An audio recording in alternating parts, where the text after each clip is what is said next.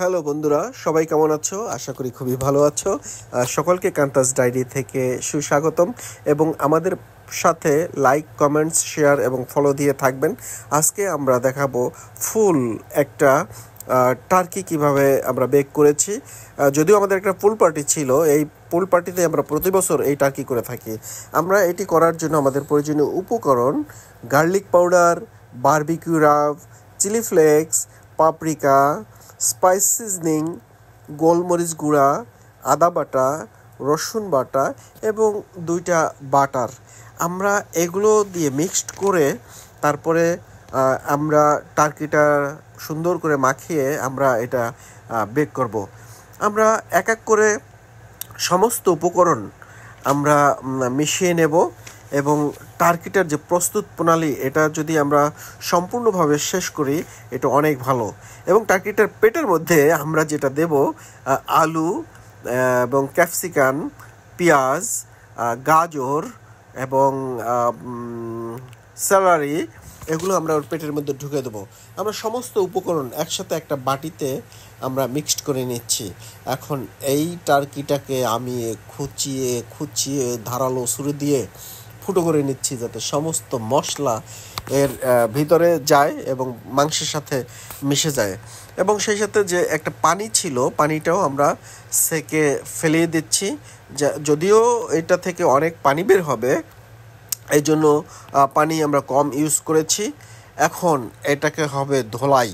যদিও টার্কিটার ওজন 4 কেজি এটা করতে অনেক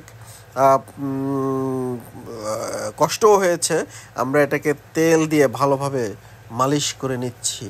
এর থাইল্যান্ড যাওয়া লাগবে না, এর স্পাটা আমরা আমাদের এখানেই দিচ্ছি। আমি একজনকে বলেছিলাম আমাকে একটু স্পা করে দাও, কিন্তু সে রাজি হয়নি। আর মুরগিটার কত ভাগ্য, টার্কিটার কত ভাগ্য।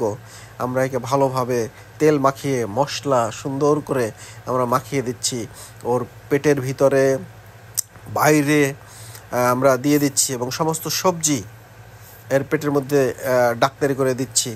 যদিও ডাক্তাররা পেট থেকে জিনিস বের করে, আর আমরা বাইরের জিনিস পেটে ঢুকিয়ে দিচ্ছি।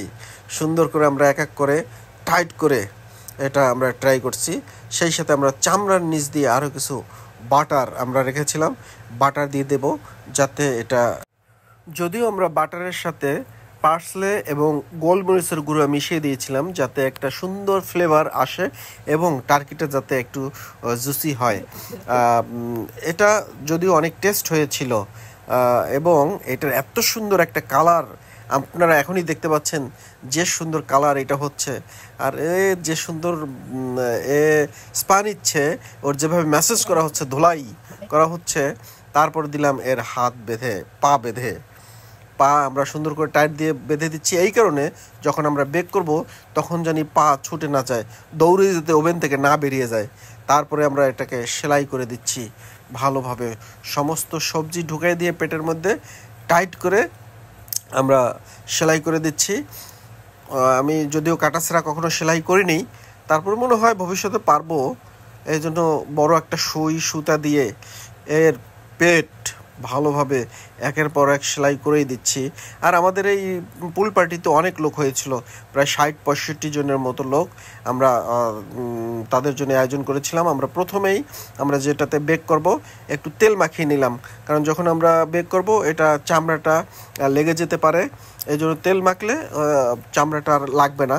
একে এখন আমরা বসাই দেবো সুন্দর করে, তেল ব্রাশ করে সুন্দর করে আমরা বসিয়ে দিয়েছি। বন্ধুরা সবাই দেখতে পাচ্ছ, এবং পাখা দুইটাও ও রানের ভিতর দিয়ে ঢুকে দিচ্ছি। যখন বেক করব তখন পাখাও মেলে যেতে পারে, অথবা পাখার অগ্রভাগটা পুড়ে যায় অনেক সময়, তাই ঢুকাই দিয়ে এখন তেল মালিশ করে ওভেনে আমরা দিয়েছি। 4 ঘন্টা ধরে আমরা রান্না করেছি এবং 350 ডিগ্রি সেলসিয়াসে আমরা রান্না করেছি। ধন্যবাদ।